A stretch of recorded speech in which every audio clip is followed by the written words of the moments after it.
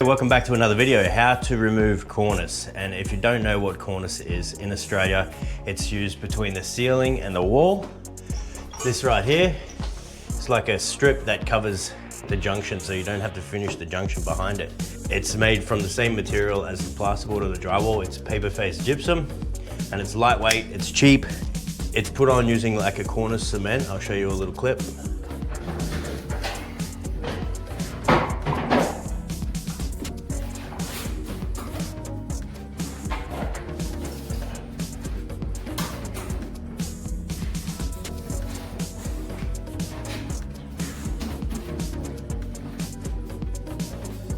You know, to make a good job, first you need like a good job.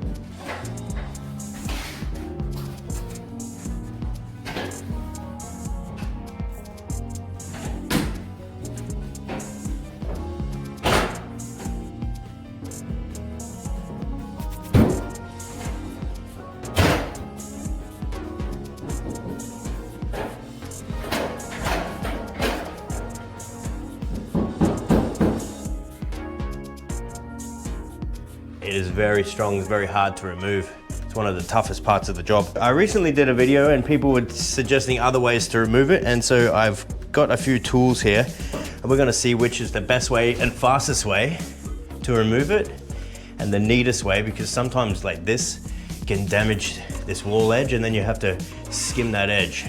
Normally you have to skim that edge anyway though. So we're just gonna test a few things out in this room, and then we're gonna go to these other rooms at the back, and whatever is quickest, we're gonna use that tool. So I've got a few different methods, all right? First, we're gonna try just a hammer and a blade.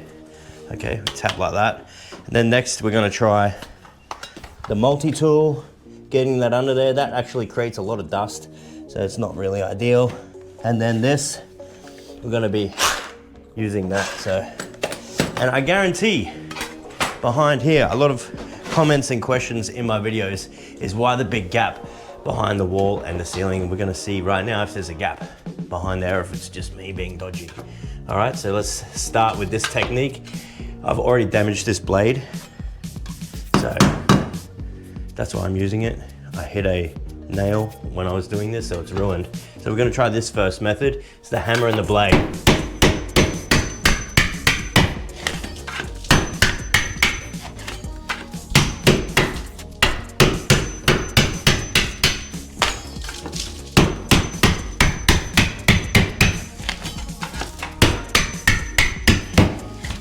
We're taking the whole ceiling down, so I don't really worry about this edge too much.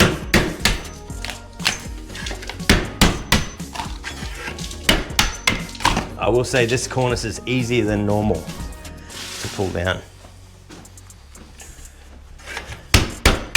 Some cornices are very difficult. There's a little gap, it's pretty tight. It's pretty tight. This one's pretty easy to pull down.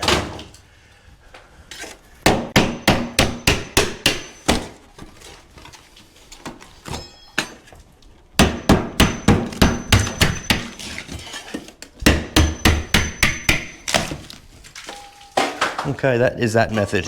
Not too bad for this cornice. Next, we're just gonna go along here.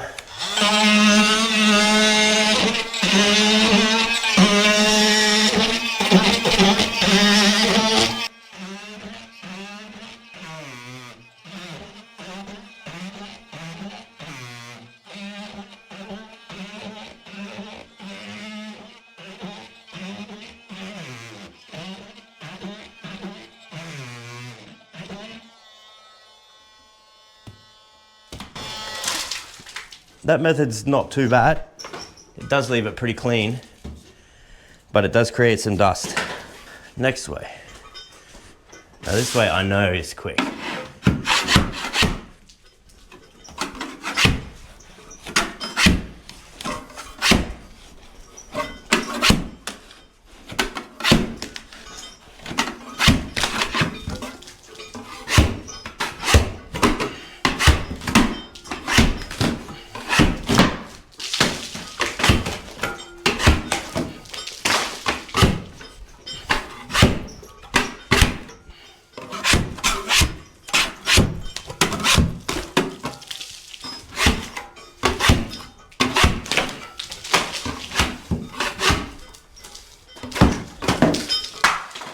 This way is quite good because you don't have to get up on a ladder.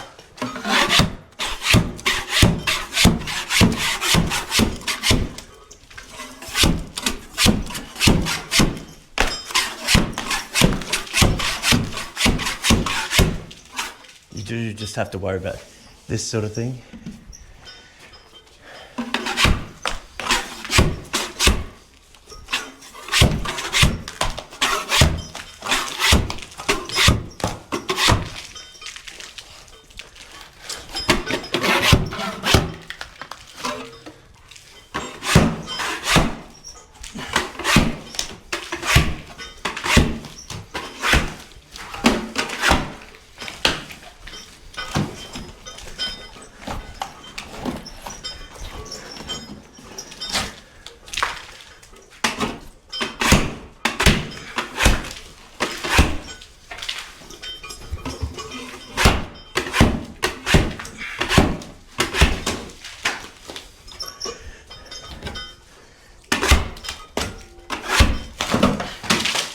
Okay, that's that method.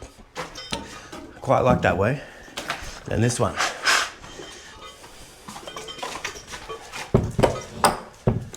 I might just spin it around.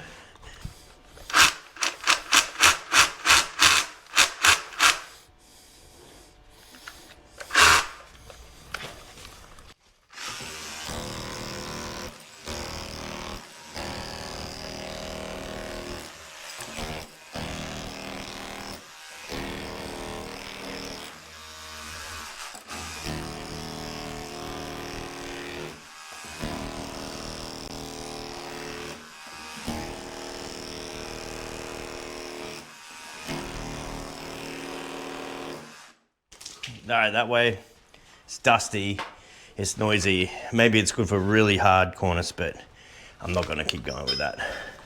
So, the winner is, I'd have to say for this particular cornice, it's the floor scraper. So we'll go through and I'll just chip all of these cornices off quickly with this.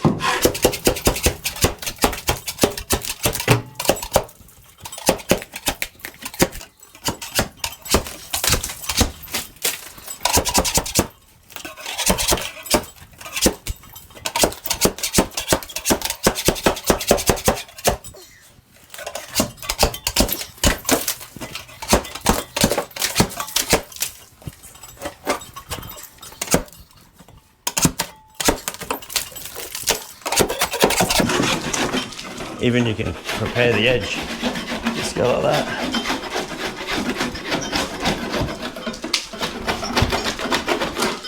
Like I said, this was quite an easy cornice to pull down.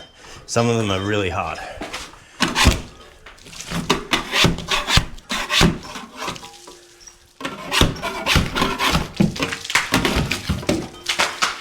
That's the first ceiling. Now there's more.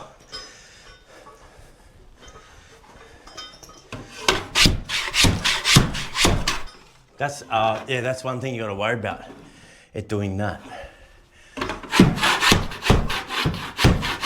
It's breaking the top.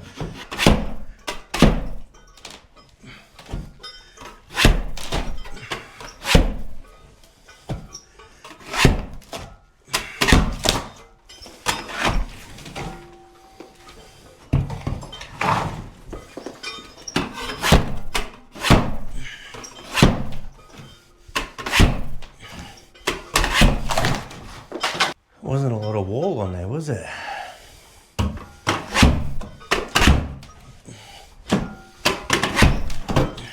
Pretty sure I could just get up and pull that down anyway.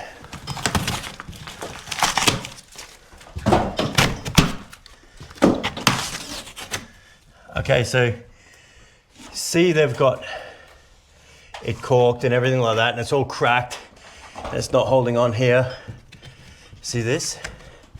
And it just pulls off very easy. See how flat that is? It's because this was painted already, okay? There's done a renovation here. They've put the cornice up on a ceiling that's already been painted.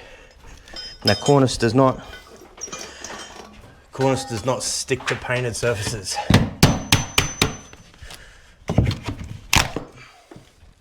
See that? It's sticks here, but not here. That's a perfect example. And that's why you see it failing all through here, the top. See the crack at the top? Give that a little zoom in. New video. This is the #1 mistake renovators make when doing corners. Check it out.